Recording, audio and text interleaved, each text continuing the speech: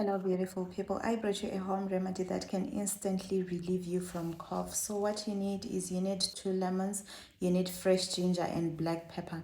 You don't add water, you just squeeze the lemon juice into a pot and then you grate your ginger or you cut it into small pieces, and then after that you add black pepper and then you leave it to boil, and then after boiling you can sieve, and then after sieving you can add a half a teaspoon of honey, and then you can drink. This will help relieve you from the cough.